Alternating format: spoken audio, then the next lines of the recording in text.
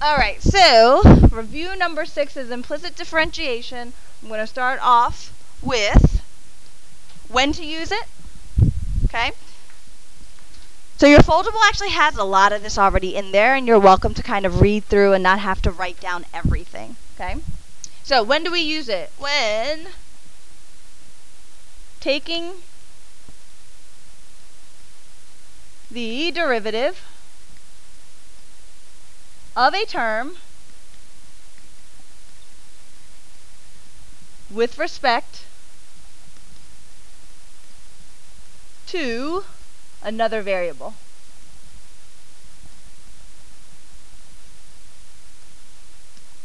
So the with respect to variable, I'll put it up top here. That would be considered the with respect to variable. Okay? So when you have an equation and you're taking the derivative of a term that doesn't have an x, then you're going to need what we call a differential, that being the differential. So here's my example. We're going to find the derivative. This is a common example. They use it a lot. So we're going to go through, find the derivative of the 4 terms, make sure we use all the rules needed. So let's start out with rewriting the equation. Okay? I don't like when there's a coefficient. The coefficient here is -1. So I'm going to rewrite this as x squared plus -x times y plus y squared equals 9. Why do I do that? 2 reasons.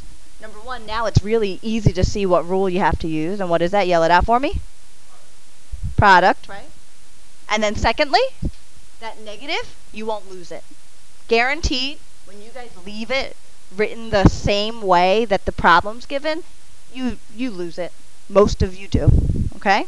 So I give it to the term and you won't lose a negative. Alright, so in this problem we're going to find dy dx. So that's the actual question. Find dy dx. And so we're going to find the derivative of all the terms, starting out with the first term being x squared. Derivative would be just 2x. Do I need a differential? No. Alright, next is the product rule. So I'm going to start with leaving the first. Leaving the first, what is the derivative of y in this problem? Dy dx. How do you know that? Because, number 1, we're talking about a y, but this is a problem with respect to x. And then the variable on top always matches the variable you're taking the derivative of. We good on that term? Okay. Plus, leave the second one alone. What is the derivative of the first term? -1. Beautiful. Plus, what's the derivative of y squared? Thank you, Annie. 2y dy dx. Anyone have trouble understanding why that's there? Looks good. All right. And here's where I usually make my mistake. What's the derivative of 9? 0. I always put down 9. I do it a lot. And then I realize my answer looks wrong later. All right. So now that we have all of that, next step, get all your dy dx's together on one side. Move everything else to the other. So collect your dy dx terms. Here's one of them. There's my other one. And then these will move to the right side. I'm going to put the y first because it's positive. That's the only reason I'm doing that. And then minus 2x. And then when you do your division, it'll give you your final answer, dy dx. Actually, let's factor first. Let me not skip a step. I'm going to put the -x plus 2y equals y minus 2x. And then now, over here, let's write our final answer. dy dx equals y minus 2x divided by -x plus 2y. I'm going to clean that up. All right. I'm going to take a quick second, take a breather. Any questions on that? All we did was take a derivative. Okay? So you should be able to take the derivative of pretty much any equation. Are we good? Across the board? Okay.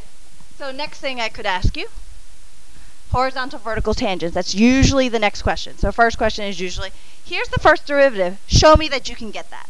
Okay? Next they'll probably ask you, find the points where you have a horizontal or vertical tangent. So here's what you do. You do exactly what you already know how to do. When you find a horizontal tangent, you take your derivative, set it equal to what? What's the number? Magic number? 0. But if there's a fraction, which is usually the case for your dy dx's for these, if you have a fraction, what needs to be 0? The numerator. Now, when you come down here and you have a vertical tangent, you want your derivative to be? What's the slope of a vertical tangent? Undefined. Vertical lines are undefined slopes, which is why that's undefined. How do I make a fraction undefined? Yell it out. Denominator equal to 0. So that's pretty much the step. Now we got to do the problem and make sure we know how to do it. So dy dx was, if I'm correct, y minus 2x over, help me out, negative x plus 2y. Thank you. All right, so let's do vertical. We're going to find the vertical tangents. So we're going to follow exactly what it said. To find the vertical tangent, I would set the denominator equal to 0, and I want to solve this. So out of the two variables, this one's obviously easier. Do you think that's the answer? The question was, find the points where you have your vertical tangents. Is that the answer? It's obvious. Is that the answer? No. How many variables you see? 2. You have one equation that you used. When you have 2 variables, you're also going to need 2 equations. So here's this from the equation that we started with, which was the derivative. Can someone raise their hand and tell me where's this other equation that I'm going to use? Let's look at the problem one more time, because I should have every single one of your hands up. If you know the answer, what other equation should I use in this problem? Start from the beginning, read the question. So, again, I'm going to ask it one more time. What other equation should I use, considering I already used the derivative? And I want hands up when you know the answer, so I know that you got it. Because then I'm going to pick JP to tell me where the other equation would be. Read from the beginning. What was the beginning of the question? It said example 1.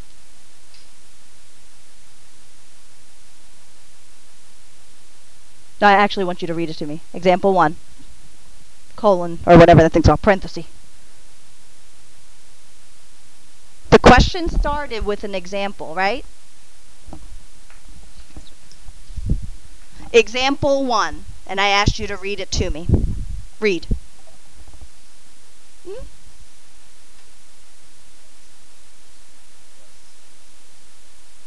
Okay, what was the question I asked you? Okay, and then I said here that 2y equals x. There's 2 variables. How many equations you need? 2. We used the first equation dy dx, right? Which is this equation right here. That was the first equation we used. You just told me I need 2 equations. Where am I finding the other equation?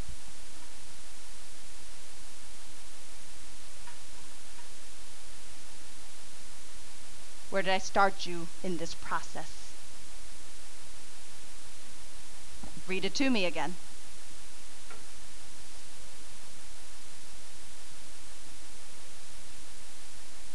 So I'm going to say the question one more time, which is, what's the other equation? And you're going to give me the answer. What is the answer? That is the answer. That is the answer. That's the other equation. I would like you to pay attention, please. All right. So we got our other equation. So now use the original equation if 2 variables. This had 2 variables. If it didn't have 2 variables, you would have been able to solve it. Meaning, if I said that the bottom of this was negative x plus 2, right? And you're looking for your vertical tangents. Ramsey, walk me through that process. If I'm looking for my vertical tangent and I say that's the bottom of the fraction, what would you tell me to do? Solve for 0, and my x value would be exactly? Exactly 2.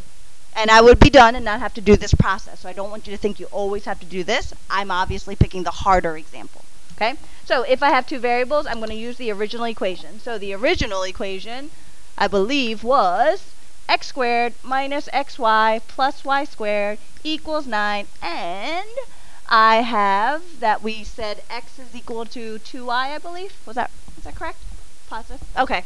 So then I'm just going to take this guy and this guy, substitute it in. Two equations, usually you want to do a substitution. Okay? Very rarely are the problems nice enough to do something like linear combination. Very rarely. So now that I have that, let's just clean it up. What do I get for my first term? Timon, what do we get? 4y squared, don't forget the 4. Just double checking that. Alright, let's see.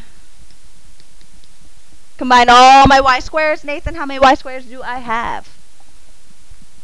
How many? I do have 3. I'm going to divide that, get me my 3. Going down that road, David Soriano, what should I get for my y? How much? How many agree with David Soriano? No. Oh, no, why not?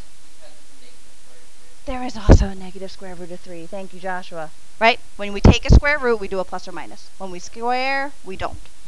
All right. Got my x. The original question was find the points. Do I have the points? No. So, it'll be easy. Remember that substitution you did? I'm going to go right back to it. Look at that. Can I find my x value? Yes, I can.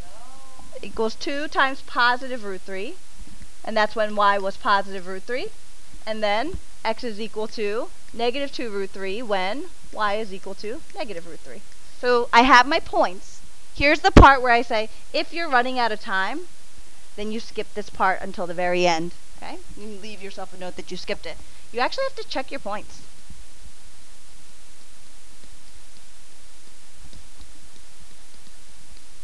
In original equation.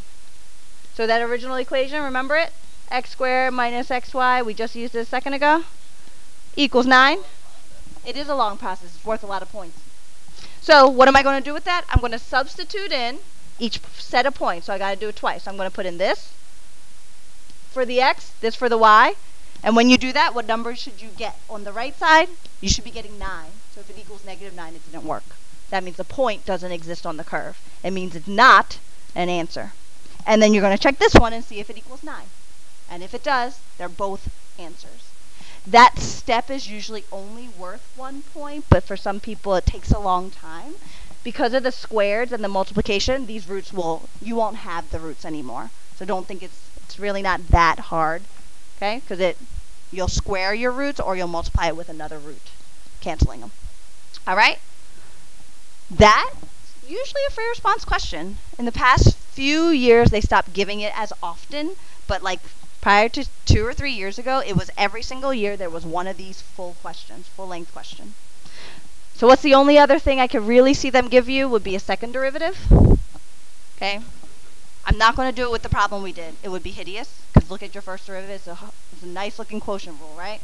I'm going to give you a new problem.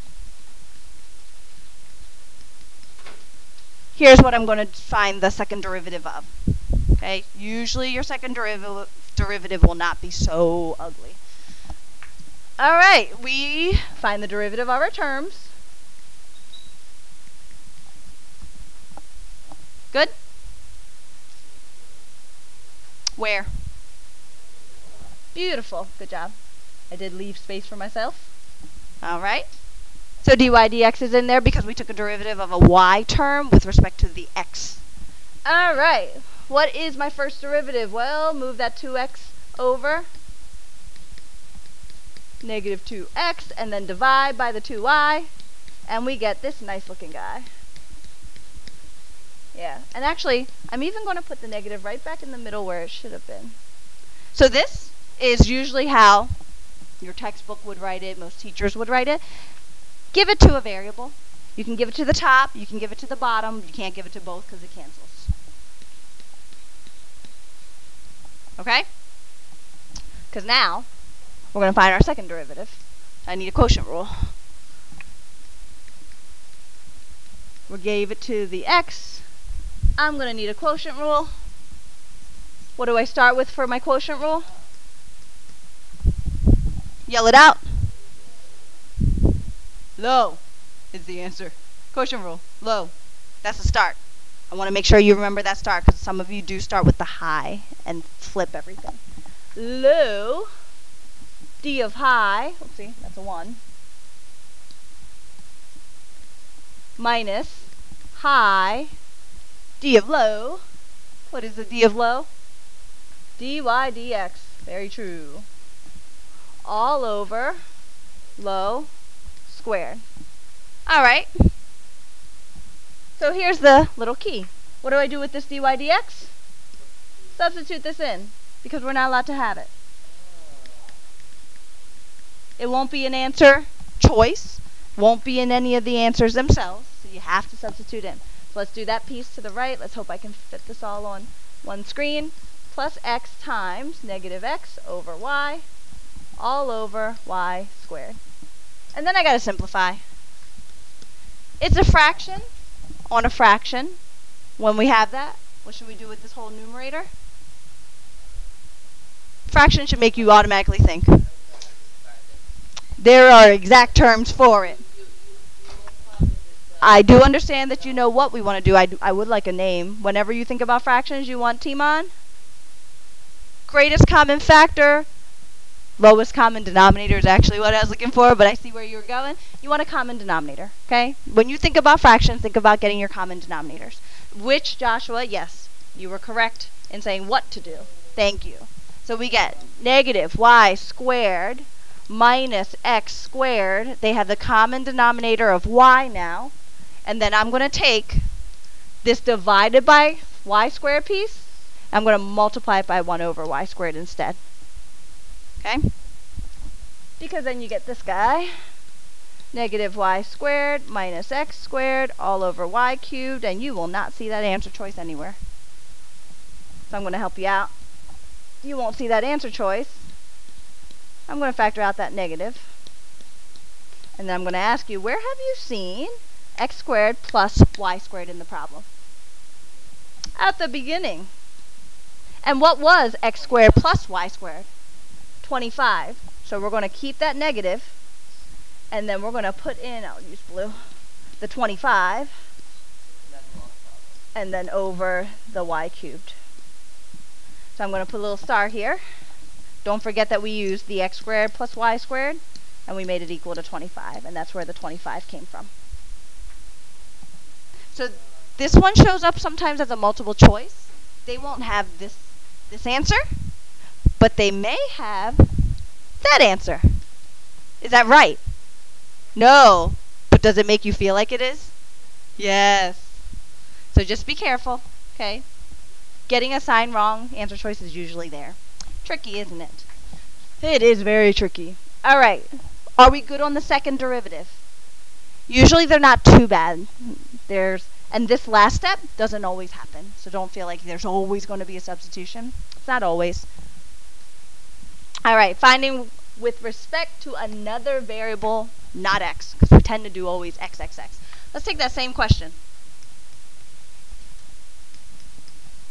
Take that same question, and I want you to find dy dt.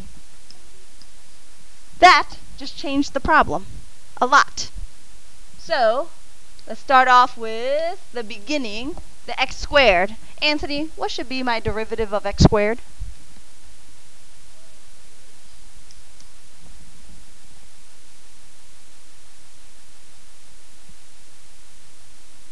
Are we done? dx dt is correct. So, first of all, we're with respect to a new variable t, not x. And then because of that, we now pick up a differential, and the variable up top will match the variable you were taking the derivative of. They'll match. This will match whatever we started with. All right. Now that we see that, okay, the y squared term, pretty similar, right? 2y, and then what am I going to have sitting behind it? dy dt. Makes sense. Don't forget that 25's derivative is 0. So then I want my dy dt by itself, so let's get that term by itself to start. Move that over. And then last step, I'm going to save. Let's see. I'm going to save a step by not showing the 2's. Equals negative x dy dt over y. Oh yeah, that is dx dt. That is dx dt. Sorry. Alright? Here's the thing. Don't separate that. Don't try to get a common denominator with that. We treat that as a fraction that we don't necessarily want to separate. Okay? What section was this part helpful and used for? When do we start seeing the DTs show up? It's like your favorite section in the world. Did we see it in both? We actually saw it more in related rates. Related rates. That's where you saw this. That's where you ended up having to use it. All right. So that's everything. You guys somehow, some way have less time than the other class, oddly. It's usually rare. So I'm going to do this when you guys leave in a few minutes as a video. And I'm going to actually use the calculator, because I used the calculator straight through this whole entire problem. I never found the derivative at all. And I found intersections, I used nderiv, and I used the y1 on the blank screen. So I used a lot of things you'll have to use. So if you understand your calculator really well, no need to look at it. You might want to look at the video for part C, which actually, I have enough time. I'll do part C with you. My assumption is part A and B you've got. Maybe your units might be wrong or something might be a little bit tricky there. But part C was the one that I thought would be difficult. All right? So go ahead and take that out. I'm going to go through what I did with the problem to get that answer. Okay?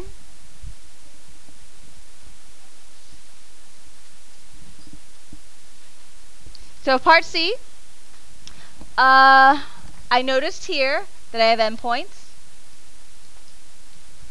The air temperature is a constant 32, so I kind of felt like, oh, maybe that's something important, so I just looked at it.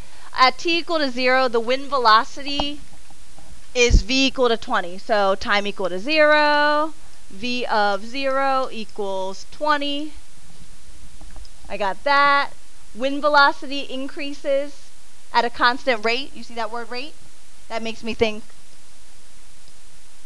differential, so I'm going to write it. Velocity at a constant rate of miles per hour. Per hour. Which made me think a second. I said, oh, it's velocity over time. Does that make sense? Velocity divided by time. And it's a constant 5. Then I looked at the question. Question said, find the rate of change of the wind chill with respect to time at time equal to 3. Is anyone confused on anything I've written up there?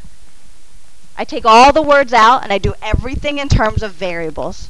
I don't want the words anymore. Okay? So, originally, didn't we find this in part A? W prime? Did everyone understand in part A that W prime was with respect to velocity? Okay? Because that's really important. Huh. Notice something?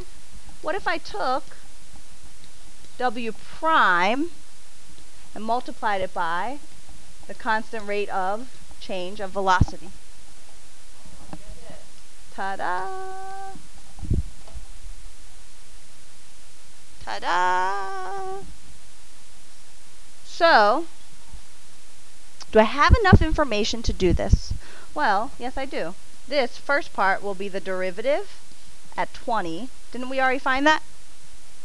Multiplied by dv dt, which is a constant 5. Did I even need the time equal to 3? No. Units. A lot of units. Messing with units. So in the end, my units will match exactly what I have left.